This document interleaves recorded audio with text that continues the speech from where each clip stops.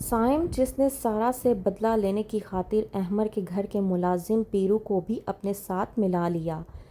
سائم، جو کہ پیرو سے کہتا ہے کہ تم میرا ساتھ دو گے تو میں تمہارا ساتھ دوں گا۔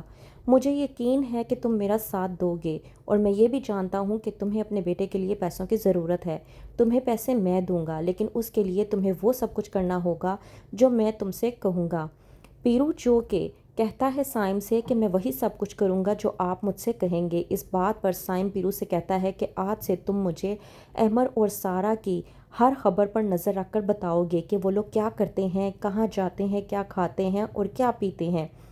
اس بات پر پیرو سائم کے ساتھ حامی بھر لیتا ہے اور کہتا ہے کہ آپ بے فکر ہو جائیں، ان کی ایک ایک حرکت پر میری نظر ہوگی اور آپ کو ان کی ایک ایک حرکت کے بارے میں معلوم ہوگا۔ ڈرامے کی نیکسٹ ایپیسوڈ میں آپ لوگ دیکھیں گے کہ سارا، جسے عدالت کی طرف سے تو بری کر دیا گیا ہے، لیکن سائم ہے جو کہ سارا کا پیچھا چھوڑنے کے لیے تیار ہی نہیں۔ سارا، جو کہ اپنی احمر کے ساتھ نئی زندگی گزارنا چاہتی ہے، وہیں پر دوسری طرف سائم، جو کہ سارا کو یہ بات بار بار یاد دلانا چاہتا ہے کہ اس نے اس کے بھائی کا قتل کیا ہے، جبکہ اس نے کیا ہی نہیں اور بلا وجہ اسے پوری زندگی کی سزا دینے کے لیے مبتلا ہو چکا ہے۔ سائم، جو کہ اپنی ماں فرحین سے کہتا ہے کہ آپ بے فکر ہو جائیں، میں نے آپ سے وعدہ کیا تھا کہ میں اپنے بھائی کے قاتلوں کو ان کے انجام تک پہنچا کر ہی رہوں گا۔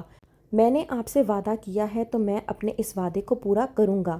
لوگ جانتے ہیں کہ قانون اندھا ہوتا ہے، لیکن لوگ اندھے نہیں ہوتے، اور لوگوں نے میرا ساتھ دینے کا وعدہ کیا ہے۔ انہوں نے مجھ سے کہا ہے کہ وہ فراز بھائی کے قاتل کو اس کے انجام تک پہنچا کر ہی رہیں گے۔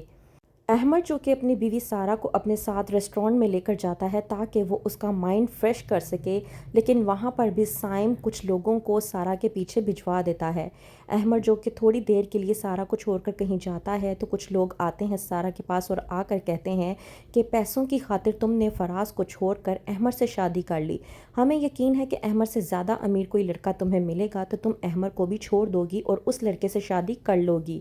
سارا، جو کہ ان لڑکوں کو دیکھ کر بہت زیادہ پریشان ہو جاتی ہے اور احمر کو تلاش کرتی ہے کہ اچانک سے احمر آتا ہے اور احمر کو دیکھ کر وہ وہاں سے بھاگ جاتی ہے۔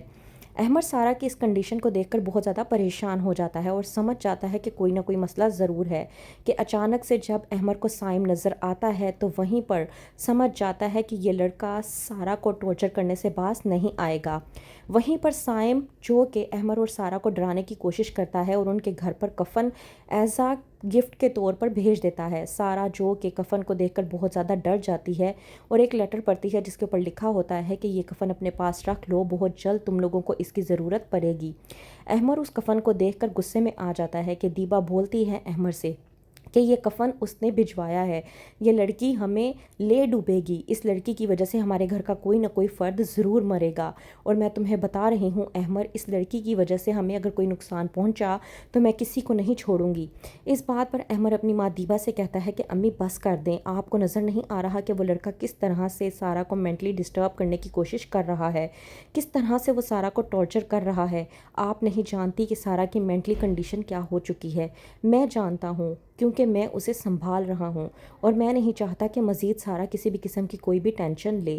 لیکن سائم، جو کہ ٹھان چکا ہے کہ وہ سارا کی زندگی اس طرح سے عذاب کر دے گا کہ وہ سانس تک لینا بھول جائے گی۔ وہیں پر سارا احمر سے کہتی ہے کہ میں اتنی مضبوط نہیں ہوں جتنا تم مجھے سمجھتے تھے، میں تھک چکی ہوں ان سب چیزوں سے، اور میں سمجھ نہیں پا رہی کہ میں اس لڑکے سے کس طرح سے پیچھا چھڑواؤں۔